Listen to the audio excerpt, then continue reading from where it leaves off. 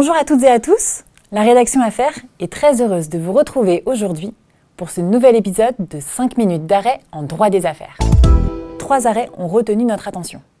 La première décision concerne un bailleur qui manque à son obligation de délivrance conforme. On le sait, un bailleur doit délivrer au locataire le bien loué, l'entretenir et y faire toutes les réparations nécessaires autres que locatives. S'il ne le fait pas, le locataire a 2 options. Il peut obtenir réparation du préjudice qu'il a subi du fait de l'inexécution des travaux par le bailleur.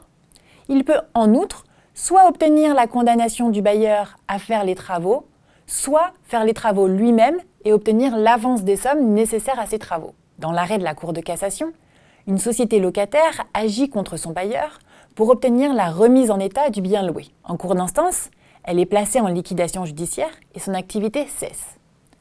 Le liquidateur qui reprend l'instance ne demande donc plus la remise en état du bien loué, mais la condamnation du bailleur au paiement du coût des travaux de mise en conformité des locaux. Une cour d'appel fait droit à sa demande. Elle considère que même si ces travaux ne doivent pas être réalisés, car la liquidation judiciaire fait obstacle à toute reprise d'activité, le coût des travaux représente une créance acquise au bénéfice de la procédure de liquidation. La Cour de cassation censure cette décision. Selon elle, le coût des travaux de remise en état des locaux ne constitue pas un préjudice indemnisable, mais une avance sur l'exécution des travaux. C'est bien une demande qui ressort de l'exécution en nature et non du contentieux indemnitaire. La société locataire étant en liquidation, les travaux ne seront pas réalisés. La demande doit donc être rejetée. La deuxième décision qui a retenu notre attention, c'est un arrêt de la CJUE rendu en matière de propriété intellectuelle. On le sait, l'auteur d'une œuvre a le droit exclusif d'autoriser ou d'interdire sa communication au public. Et le titulaire de droits voisins sur un phonogramme a droit à une rémunération lorsque ce phonogramme est utilisé pour une communication au public. Je vous raconte. Une compagnie aérienne et une compagnie ferroviaire roumaine, qui diffusent des œuvres musicales à bord de leurs avions et de leurs trains, se voient réclamer une rémunération pour cette diffusion. La CJUE est saisie de questions préjudicielles dans ces 2 affaires. Première question, est-ce que la diffusion d'une œuvre musicale dans un moyen de transport de passagers, comme musique d'ambiance, constitue une communication au public ? Oui, répond la Cour de Luxembourg. Pourquoi ? La notion de communication au public couvre toute communication d'une œuvre, et donc notamment la radiodiffusion. À qui ?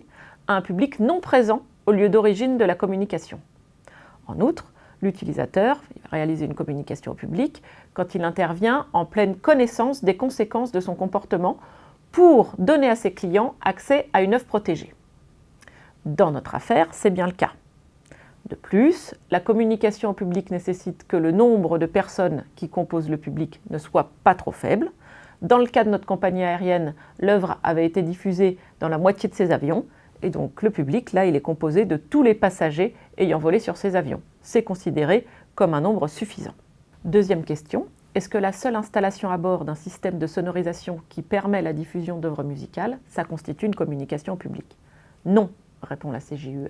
Le fait, comme dans notre affaire, de disposer à bord d'un équipement de sonorisation permettant la diffusion de musique d'ambiance, c'est finalement une simple fourniture d'installation physique destinée à permettre ou à réaliser une communication.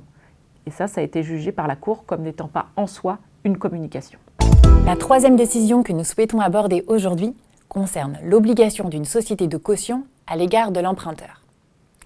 En l'espèce, des époux souscrivent un prêt immobilier dont le remboursement est garanti par une société de caution.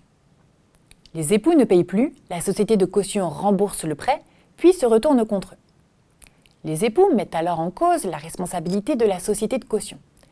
Ils lui reprochent d'avoir accepté de garantir le prêt sans vérifier le dossier transmis par la banque prêteuse, alors qu'ils sont des emprunteurs profanes et que le prêt était, selon eux, disproportionné par rapport à leur capacité financière. La Cour de cassation considère que la caution n'a pas commis de faute.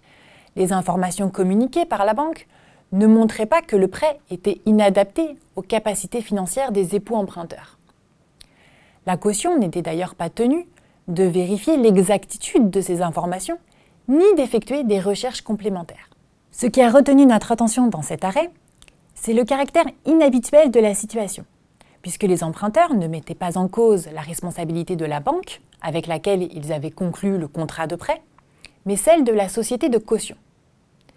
Ils reconnaissaient d'ailleurs que celles-ci n'étaient pas tenues à leur égard d'un devoir de mise en garde. Mais ils estimaient qu'elle avait commis un manquement contractuel à l'égard de la banque. Et ils soutenaient que ce manquement engageait sa responsabilité délictuelle à leur égard. On peut donc en tirer les deux enseignements suivants. La caution professionnelle peut s'en tenir à ce que lui communique la banque. En creux, sa responsabilité pourrait être engagée si elle acceptait de cautionner un prêt qui, au vu des documents transmis par la banque, serait inadapté aux capacités financières des emprunteurs. Merci pour votre écoute et rendez-vous le mois prochain pour un nouvel épisode de 5 minutes d'arrêt en droit des affaires.